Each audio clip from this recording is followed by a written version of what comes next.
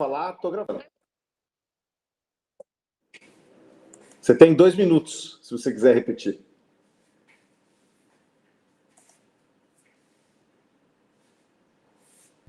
Não, então tá bom. Repetindo só, eu quero só deixar bem claro o seguinte, gente, o que a gente conseguir em termos de facilitação dos experimentos de biodegradação, que a gente possa concentrar como atividade central do INCT, é prioridade para a gente buscar o recurso, usar os recursos do INCT, buscar formas de viabilizar isso. Por quê? Porque isso pode beneficiar todo mundo. E o exemplo que eu estou dando é que se algum de vocês ou algum grupo de pesquisadores enxergar de forma clara como que a gente pode implementar de uma forma mais automatizada o ensaio de quarta, certo? E souber como fazer essas conexões, porque é isso que eu estou chamando a atenção de vocês. Não é a questão de falar, mas eu sei fazer o ensaio. É questão de saber, eu tenho contatos na parte de instrumentação, eu tenho contatos com o pessoal de vidraria, eu saberia como mandar fazer esses hacks e coisas do gênero. Eu acho que esse é o tipo de coisa que é prioridade para a gente usar o recurso do NCT, porque isso pode beneficiar todo mundo. Vamos ser sonhadores. Imagina que a gente faz um teste desse jeito, funciona bonitinho, a gente pode multiplicar um equipamento desse, colocar em vários lugares para a gente poder fazer uma coisa que eu sonho em fazer, certo? Que é fazer um ensaio interlaboratorial, tá? Garantir que a gente tenha, por exemplo, um equipamento lá em Sorocaba, um equipamento aqui, um equipamento lá em Campina Grande, certo? Com a Amélia, um equipamento aqui no DEMA, e todo mundo, na realidade, cruzar esses dados para a gente ver se a gente tem padrões de biodegradação. Porque no fundo, gente, falar biodegradação hoje é quase que um chute de bola, entendeu? É quase que o saque do Bernard, entendeu? Para quem entendeu o que eu quero dizer com isso, certo? Vai para um lugar e você não sabe onde a bola cai, entendeu? Então você fica olhando os dados e o cara fala, ó, tá vendo? É biodegradável. E eu, às vezes, eu leio os dados e fico olhando, será que é mesmo? Entendeu? Então, no fundo, se a gente conseguir estabelecer esse tipo de coisa, isso é o tipo de coisa que é a contribuição que o NCT faz, que é diferenciada, que não é a contribuição que vai sair de um projeto específico. Aí sim a gente fala que vários grupos se beneficiaram e a gente criou um outro padrão que pode ser usado para terceiros, usado até mesmo como referência para a norma depois no futuro, certo? Para aplicação de norma no futuro. Por isso eu acho o seguinte, pensem bastante a respeito, porque eu acho que isso seria uma pauta muito interessante para a gente tocar dentro do INCT. Bom, aí ó, o Caio já pensando, sabe, eu acho que... Ó, eu vou soltar todo mundo agora, vamos começar aqui A Elisângela levantou a mão. Ah, Elisângela, acho que já foi. Acho que está todo mundo na sala já. Ah, tá. E aí, e que o pessoal do grupo da Silvia, já que a Silvia estava sendo cortada, Silvia, faz um resuminho aí do seu grupo. Bom, eu e o Cauê falando mais do que o homem da Vocês estão ouvindo a Silvia?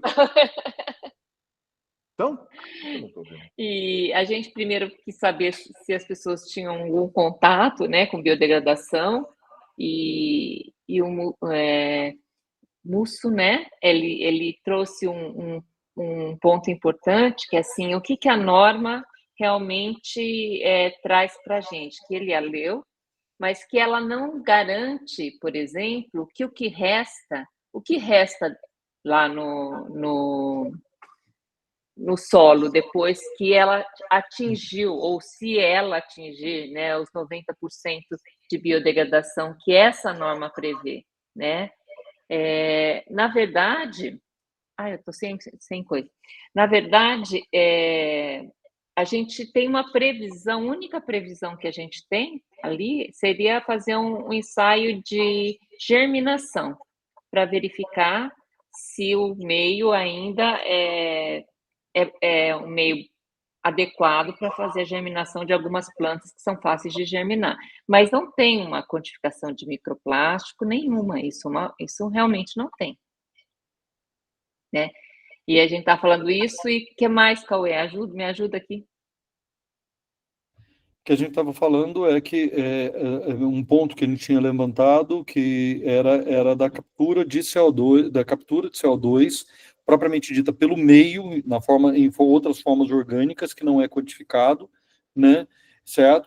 E da atividade que você citou, inclusive, da atividade dos micro-organismos, que se eles forem muito ativos e capturarem muito carbono, produzindo, na realidade, carbono fixado ali, poderia ser carbono fixado no solo, isso não é visto pela norma. Na realidade, você teria um falso negativo dentro da norma, dizendo que você não tem um material biodegradável, enquanto na realidade ele estaria promovendo uma quantidade significativamente alta de biodegradação, porque ele estaria promovendo atividade de fato. Só que isso não é visto pela norma. Não é tão trivial, porque medir o carbono total dentro de uma amostra de solo de inóculo pós-teste, você pode simplesmente estar medindo, na realidade, o próprio intemperismo do plástico. Quer dizer, o plástico quebrou, deixou, na realidade, microplásticos ou nanoplásticos ali dentro, e eles estão sendo medidos como carbono residual, não é trivial.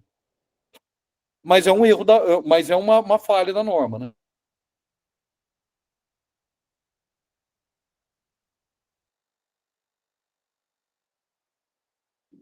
Tapi, você não tá saindo seu som. E agora? Agora sim. E o grupo do Caio? Caio, você quer escolher alguém para falar aí? Posso, vou escolher o Anderson, livre e espontânea pressão, mas só queria complementar essa questão, que a gente também notou isso, que isso pode meio que pode subestimar a taxa de biodegradação do plástico, né? Por exemplo, não é só CO2 que está sendo, CO2 gato que está sendo produzido, né? Pode estar sendo produzido ácido úmico, outras coisas que não são monitoradas pela técnica, né? Mas realmente, é uma estimativa pessimista, né, da taxa de biodegradação. Anderson, nosso porta-voz. Opa, tudo bem, gente? Vocês estão me escutando? Então, a gente conversou um pouco sobre de cada coisa, tirei algumas dúvidas com o Caio. Acho que, mas o que foi assim, mais importante que a gente deu uma conversada foi, pelo menos pelo que a gente considerou, foi a temperatura, né? Que eu estava comentando com o Caio que acho que a temperatura, apesar de ser para um teste para temperaturas termofílicas, né? Eu achei um pouco difícil, assim. Eu acho meio até falho. Como talvez padronizar ou deixar tal temperatura. E, assim, o ensaio sendo feito, né? E tem também a questão, isso puxa, né? Da questão de cada local, cada ambiente que foi preparado esse tipo de experimento, esse tipo de análise, ter por exemplo, talvez um inóculo diferente, né? Na hora da compostagem, a gente sabe que ele fala sobre uma mistura entre o verde e o resíduo industrial, mas talvez esse inóculo que seja adquirido e utilizado no teste seja diferente aqui de São Carlos ou de Campinas, igual eu estava comentando. Então, isso traz também ao nosso ver que esse ensaio também não condiz muito com a realidade com relação, por exemplo, assim, o material pode acabar sendo biodegradável na compostagem, mas talvez não se jogado na natureza. Entende? E também com relação aos controles, que também a gente discutiu. Acho que só isso. Esqueci de alguma coisa, cara, você pode complementar. Eu acho que a questão da temperatura termofílica, né, seleciona uma microbiota que não reflete todos os ecossistemas, né, mas aquele particular. Isso é uma característica da norma, né, não é uma vantagem, desvantagem, é uma característica, né. E tem plásticos que eles podem ter uma alta taxa de degradação nesse contexto e não no solo, em ambiente marinho, etc. Né? Uma outra coisa que a gente comentou foi, além do que já foi dito, da importância dos controles, né? Que a gente queria destacar isso, né? Porque fazer comparativo entre, igual o Cauê falou do interlaboratorial, seria fantástico, né?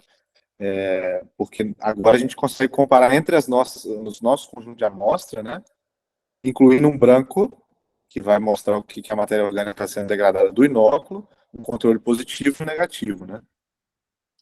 E eu acho que esses controles são vitais para o resto da técnica. Capi? E eu aproveito para falar que se a gente for fazer um interlaboratorial de biodegradação, ia ser fantástico pegar o resíduo e determinar o número de microplásticos nele. Isso aí, nossa, eu ia pirar. Isso, o Capi, eu acho que isso é uma coisa que a gente pode começar a pensar já, mas a questão só é a gente entender que laboratórios teriam condição de fazer o quê, entendeu? Porque eu entendo o seguinte, na forma como a norma hoje está, ela é uma norma que se reproduz em qualquer laboratório, isso é fato, tá? Pero não é tão simples, porque a parte da captura do CO2 é uma coisa que ele tem aspectos instrumentais que são relativamente delicados. Então, assim, para que uma coisa dessa funcionasse, a gente precisaria garantir que a gente tem gente que já tenha pelo menos alguma experiência Mínima que seja. Ou talvez a gente possa fazer uma coisa que eu acho que é uma iniciativa muito boa, que seria a gente rodar na realidade, certo? A aquisição É só vidraria, né, Silvia? Eu estou tentando olhar aqui a norma, deixa eu só ver. É só vidraria, né? Porque a captura é por carbonato, não é? Na verdade, a norma ela dá a opção de captura para titular ou para fazer por cromatografia. Então, mas eu acho que valeria a pena a gente fazer a captura por titulação, tá? Porque é uma coisa que a gente garantiria que todos os laboratórios pudessem fazer. E se a gente garantisse em pelo menos uns 10 lugares para a gente poder ter, para a gente poder conseguir fazer uma nova, tá? Esse dá um trabalho, olha, que minimamente, primeiro, é um trabalho publicável, certo? Que isso é interessante. E segundo, que daria para fazer exatamente o que você está falando, entendeu, Capi? A gente rodar os materiais, depois pegar e fazer a análise pós-mortem. A análise pós-mortem, você entendeu? Pós-inferno aí da coisa, certo? Para observar o que é que realmente tem. E aí daria para a gente fazer isso com uma análise crítica. Cara, olha, eu gosto demais desse tipo de coisa, porque a gente está vivendo uma crise de reprodutibilidade. E essa crise de reprodutibilidade a gente só vai resolver desse jeito, criando, na realidade, experimentos que eles possam ser reproduzidos em todo mundo. E aí a gente pode utilizar recursos no INCT para comprar o mesmo padrão de vidraria para todo mundo, tá? E comprar os mesmos polímeros. Aí a gente pode fazer uma listagem aí de 5 ou 6 polímeros biodegradáveis, Silvia, entendeu? E disparar para todo mundo o mesmo pacote. Quer dizer, a única coisa que vai mudar é a leitura do operador. Eu provoquei colocando essa norma, que é 58 graus, porque é a norma que os chamados biodegradáveis passam, né? Nem todos, por exemplo, PLA, até pela TG dele, ser 55, ele abaixo da TG, ele não biodegrada, né? É muito lento o processo. Então, eu coloquei meio de... É uma norma difícil essa de ser reproduzida, viu, Cauê? Não, ela não é simples, porque no próprio processo ele fala de uma região de resfriamento, captura e resfriamento de CO2. Se a gente fizer com o solo, é mais fácil, e a gente poderia fazer... Aí é outra norma, né? Mas uma norma em solo você teria de 24 a 27 graus, então é muito mais fácil de controlar, e o solo é mais fácil de controlar também, né? Mas você acha que é uma pauta que a gente pode tentar comprar dentro do INCT? Porque isso seria interessante, até para eventualmente a gente comparar mais de uma norma, entendeu? Porque não são ensaios que a gente precisa. Veja bem, no ensaio de biodegradabilidade, olha, eu acho que a gente tem que dividir coisas muito bem claras, Silvio. Uma coisa é a gente falar em acompanhar a biodegradabilidade, que envolve aquele inferno do respirador de Barta, de você ficar de todo santo dia indo lá titular, entendeu? Outra coisa é a gente seguir a norma, que ela dá um prazo. Em 120 dias tem que degradar, entendeu? Significa que a gente precisa ter alguém com cuidado suficiente para manter ele durante aquele período da norma nas condições, entendeu? Então não é uma coisa tão complexa que a gente não conseguiria reproduzir em alguns grupos para poder observar até que ponto ela realmente é robusta. E isso seria alguma coisa muito legal da gente colocar na literatura, entendeu? Colocar que a norma, ela pode se servir, mas ela tem limitações claras que ela não vai conseguir atender para todos os materiais que estão sendo desenvolvidos hoje. E ele gera para a gente um padrão que depois serve para todos os laboratórios para chamar, para a gente dizer o que a gente chama de biodegradável, né? Sim, sim. Capi? Você está no mudo. Pronto. Eu entendo, então, que deste clube de leitura está saindo um projeto colaborativo, é isso? Olha, eu tô colocando da seguinte forma, Capi. Eu sou um indivíduo que está na pesquisa, mas também está na gestão. Aqui eu vou falar só como gestão, entendeu? Para sair um projeto colaborativo, a gente precisa começar a pensar em operacionalizá-lo, tá bom? Ok. E recursos a gente vai buscar via INCT para a gente resolver. São recursos que não são altos, mas eles precisam ser usados por quê? Porque não adianta a gente fazer um negócio desse e cada um compra uma vidraria. Pode parecer estúpido falar um negócio desse, mas não adianta, certo?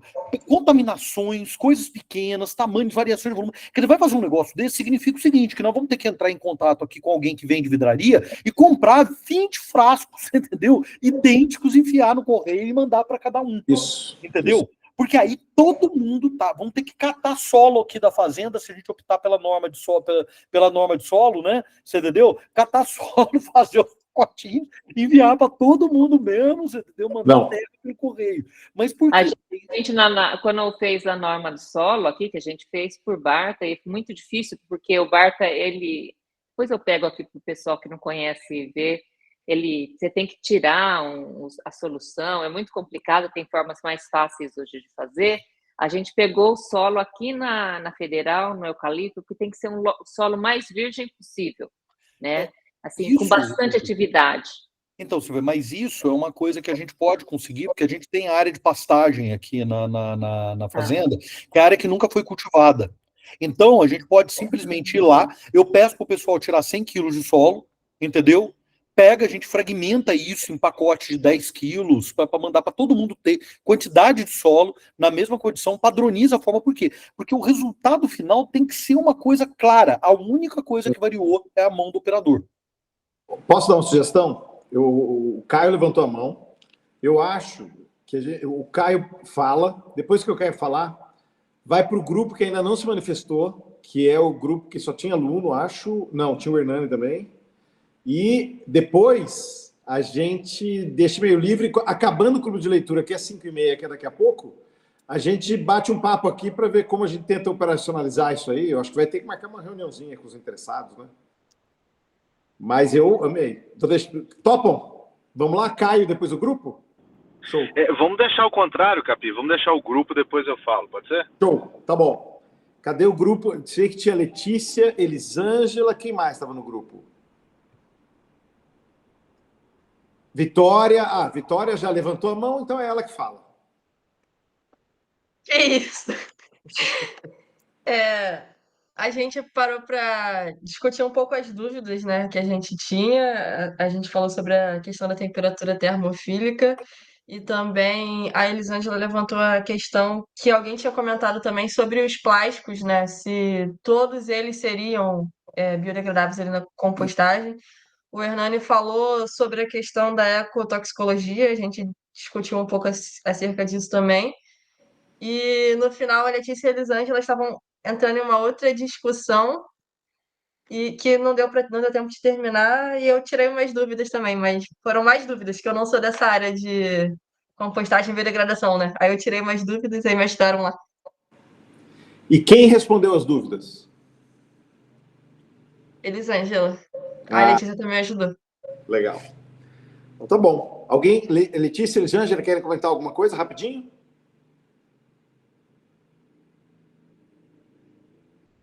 Silêncio, então acho que passa para o Caio. Só uma perguntinha. Eu estava estudando uma outra norma que fala sobre o respirômetro de Barta. Fala sobre o dessecador. E aí o dessecador eu achei muito difícil de reproduzir no laboratório. Daí eu fui para estudar o respirômetro de Barta, mas eu ainda estou na dúvida entre dessecador e respirômetro de Barta. Esse daqui eu vi no laboratório, tem a Joellen, ela trabalha com ele, mas na norma fala dessecador. Eu gostaria de saber se a gente pode sair do dessecador e ir para o respirômetro de Barta, se sai o efeito, sei lá, seria o mesmo, na relação à biodegradação. Eu imagino que a pergunta é para falar?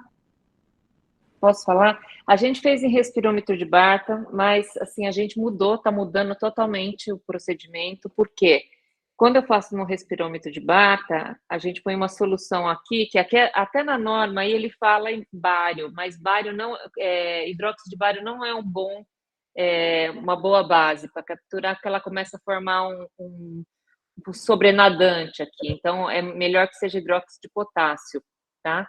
E quando eu coloco aqui, o que acontece? Eu vou ter que, depois, na hora que abrir, né, todo o material, retirar tudo que tem aqui e lavar. Isso é perigoso eu manipular. Se a pessoa não for muito cuidadosa, é muito perigoso. Então, o que a gente está migrando hoje? Para ter um compartimento de vidro que seja bem vedado, e que tenha um suporte de uma base, como se fosse pode ser uma parte metálica, ou como se fosse um material que não pode interagir com CO2, né? Então, de base, põe o solo embaixo, põe uma redinha por cima, coloca um Erlenmeyer pequenininho e um outro, pode ser um Erlenmeyer também, com um controle de umidade, né? Uma coisa importantíssima é controlar a umidade do solo. Então, você tem que ter um sistema só para controle de umidade também, que não é falado em direito nenhuma norma. Então, nesse caso, o dessecador seria o melhor, em vez de usar o respirômetro, né? Porque daí seria do jeito que você está falando, a norma. O que eu fico com medo do dessecador é, assim, a gente põe a graxa, né? E às vezes ele perde um pouquinho. E eu preferiria uma coisa mais vedada, que fosse mais de vedação, com presilhas. Ou, de alguma forma, que ele prenda mais. Você sabe o que a gente usou aqui, que funciona relativamente bem do jeito que você falou? A gente, ao invés de fazer com a graxa, nesse esquema do secador, a gente comprou uma dessas caixas do tipo Tupperware com presilha externa, certo? Que ela é bem das mais grossas, tá? E a gente pegou e colocou uma borracha adiando todo. Então, ele pressiona a borracha. Para a gente ter certeza, nós compramos um higrômetro, um termohigrômetro, desses mais comuns de R$100, que você usa e deixava dentro da caixa. Entendeu? Então, aí você garantia que todos os solos, todos os experimentos naquela condição estariam estáveis. O que eu entendo é o seguinte, tá, Silvio? Eu não vejo problema nenhum na gente fazer adaptações, desde que a gente se comprometa a fazer todas elas iguais para todo mundo, de forma que ao fim do paper, entendeu? Ao fim do trabalho, a gente fala o seguinte, olha, nós temos uma análise robusta, entendeu? E geograficamente distribuída para poder falar o que é biodegradação, certo? Não é uma coisa que o meu laboratório fez e deu certo, entendeu? Legal. Estou gostando muito da ideia. Eu acho que o NCT serve para isso. Também, acho que sou como música. Cadê? Caio? Eu estou falando, né? Caio, pode falar? Oi. Tá, eu queria só destacar duas coisas que eu acho que a Silvia foi feliz em provocar com essa norma, né? Principalmente para quem não trabalha na área. Uma é o que realmente é o significado de ser biodegradável ou não. Né? Será que o plástico que a gente descarta, ele vai para um composto industrial desse? Ou ele acaba num solo? Que tipo de solo? Em qual temperatura? Em qual umidade? Será que ele se biodegrada em todas as condições, em todas as épocas do ano da mesma forma? Né? Então, assim, o que é ser biodegradável? E a outra, a primeira pergunta do do Capi hoje foi o seguinte: quem trabalha com biodegradação e quem trabalha com plásticos biodegradáveis? Então veja a sutileza da diferença, né?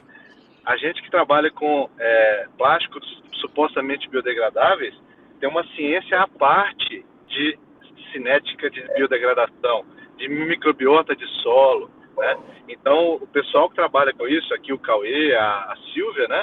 São assets importantíssimos aí para o NCT, para quem quer validar seus materiais. Então, eram dois comentários que eu queria fazer ao final, Capi. Legal. E aí, mais alguma dúvida? Eu tenho dúvida. Eu queria saber da Silvia.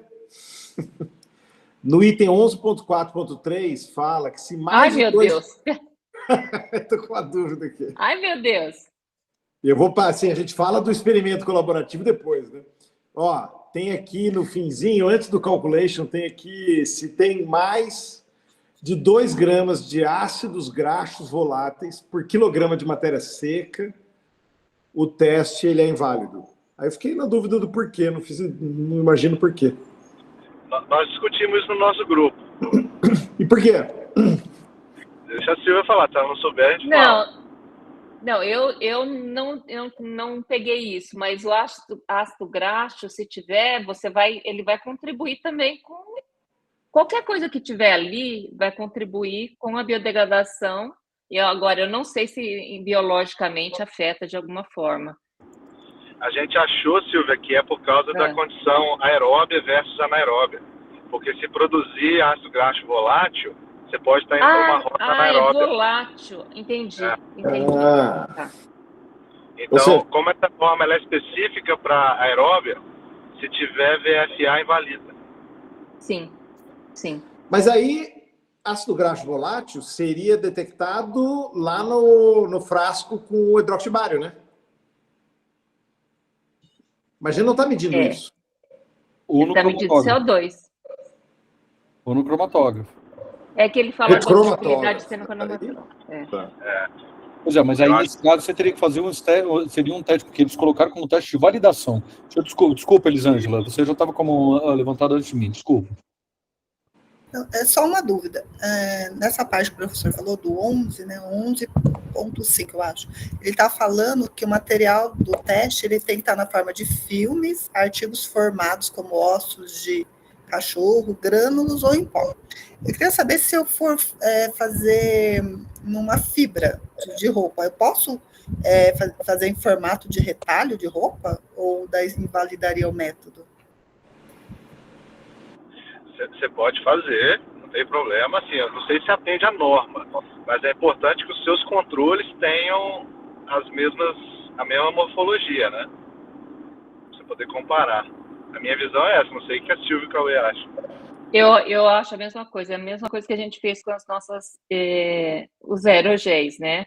Na verdade, você tem comparativos entre mesmo formato. O que não dá é para a gente comparar pó com filme e aí por diante, que vai ser bastante diferente. Mas a norma ela dá espaço para isso, porque ela coloca, né, artigos formados, que aí eu acho que pegaria o retalho, né? Eu acho que aí a questão do retalho é que ele tem que ser bem padronizado, porque não adianta, por exemplo, você ter o comportamento de biodegradação de um trecho cortado e de fato acabado, certo? E de ter um tecido, por exemplo, roto ou com muitas áreas abertas, porque claramente vai ter diferentes de entradas, né? Do material.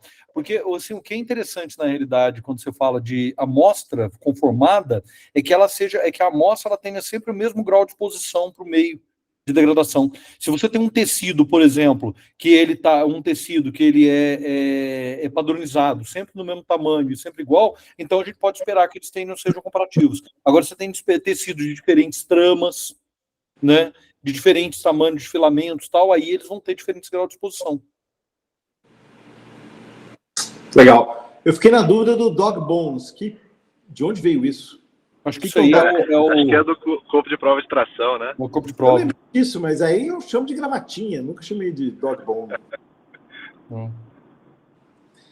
Mas legal, tá bom. Mais alguma dúvida, alguma provocação? Tirando a do projeto coletivo? O que eu acho assim mais importante em todas essas normas é o controle negativo. Não é nada. Por quê? Porque você sempre tem matéria orgânica no solo e ele vai biodegradar, né? E aí o cálculo da sua biodegradação é feito com base no material negativo e não na sua própria amostra, não é por estequiometria. Eu fiquei procurando aonde o negativo entraria no cálculo, eu não achei. É o branco, né? É o branco, né? Mas o branco é diferente do controle negativo, não é? Não, é diferente. Então, eu não vejo necessidade do negativo, sinceramente. O negativo que eu falo é do polietileno. Eu realmente não vejo necessidade. Okay. Não. Porque esse é o controle negativo de acordo com a norma. Essa era a minha dúvida. É o branco polo, né? Que é o branco que eu acho mais importante. Ok. Porque aí você vai titular o branco e você vai titular o que deveria ter. Então, você vai titulando. E no controle, e também está levando em consideração tudo que tinha de biomassa ali e que está sendo convertida, né? Então, é uma subtração importante. E quando você pega é que eu faço com outros solventes. Eu põe hidróxido de potássio, põe o cloreto de bário para precipitar, então você precipita todo o CO2, né? E o que tem é a quantidade de material que não tem CO2, né? Então, estequiometricamente, seria outra coisa. Dá para você fazer diretamente com a medida do branco, a diferença entre eles. Tá. Legal. Bom, deu 5h30, falta 1 minuto. E acho que a gente pode parar a gravação, se alguém quiser fazer algum comentário, e depois a gente conversa 5, 10 minutos sobre continuação dessa conversa que a gente começou aqui. Por mim tá ótimo. Alguém quer encerrar? Alguém quer fazer algum comentário? Eu tenho uma dúvida que não vai dar tempo de responder, mas eu queria expor aqui, que é eu tenho um conjunto de literatura muito grande de experimentos medindo atividade enzimática no solo em função da presença de microplásticos e de outros interferentes. E eu fico imaginando, por esse resultado de atividade enzimática, o quanto a presença da amostra que você está medindo não invalida o branco. Porque se a atividade enzimática é diferente, eu imagino que a composição da microbiota vai ser diferente também. E se eu vou ter uma composição de microbiota, eu fico pensando se a gente pode ser estequiométrico em relação ao branco. Mas é uma dúvida que eu tenho, que eu imagino que eu vou matar com a Sílvia ao longo da duração desse INCT. Eu só queria expor. A gente precisa conversar muito disso, porque depois eu tenho uma super dúvida, né? Que é o que eu falei antes, que é assim, a gente considera, quando você vai para os cálculos das normas, a porcentagem de biodegradabilidade é feita com base numa porcentagem de carbono que é convertido. Né? O Caio levantou isso, né? O Caio levantou essa questão. E aí eu falei eu marquei com um professor da biologia para a gente discutir isso, para trazer para cá. Porque é uma coisa que eu não faço isso em relação a uma porcentagem, eu faço sempre em relação à celulose, porque eu não entendo por que eles usam normalmente 50%. Tá. Massa. E o Caio, para terminar? Não, é para colocar mais dúvida um pouquinho nisso. Tem norma, Silvia, que fala 90% da conversão de carbono orgânico. Então ele até separa o tipo de carbono, né? É estranho, né? São essas dúvidas que ficam. Na hora que a gente foi escrever o capítulo, a parte mais que a gente penou foi isso, porque não bate, não tem elementos na norma que descrevam, e a gente precisa de um biólogo aí para nos ajudar. E só para encerrar, Capis, eu apresentei para a Sílvia uma vez o Davi Munhoz, não sei se você lembra, Sílvia. Ele é um biólogo pela UFSCar, fez iniciação científica na Embrapa, e ele faz hoje doutorado na Universidade de Wageningen, na Holanda. E eu estava lá semana passada, e eu conversei com a orientadora dele, que é microbiologista do solo. E o projeto dele é simplesmente o que você acabou de falar. O efeito do plástico na microbiota do solo e na taxa de degradação do material. Sensacional. Legal. Vamos correr atrás desses caras aí. Perfeito. Vamos encerrar para o pessoal poder... Quem quiser ficar assistir essa continuação, essa provocação que começou aí, eu vou fechar aqui e vou encerrar. Agradeço a presença de todos. Vocês não querem abrir a câmera, quem puder, para dar um sorriso para a pessoa que for assistir a gravação desse clube de leitura? Podem abrir, quem quiser. Valeu, Hernani. Ó, o carro cheio aí. Tô sonhando com Tesla. No próximo INCT, será que tem chance de... Nunca te pedi nada, Cauê. Um Tesla, cara. Então, é que tem mais gente na fila, tá? Então... Ó, e também, só para fechar a gravação, o próximo é com a Luísa e o Daniel, que está aí. Vai ser dia 3 de dezembro, eu vou divulgar depois, que é justamente sobre o trabalho que rendeu o prêmio Jabuti para eles, que foi uma grande honra para o INCT. Não sei quem está acompanhando, mas vai acompanhar dia 3 de dezembro. Valeu, gente. Vou parar a gravação aqui. Abraço, valeu, pessoal. Abraço, gente. Tchau, tchau.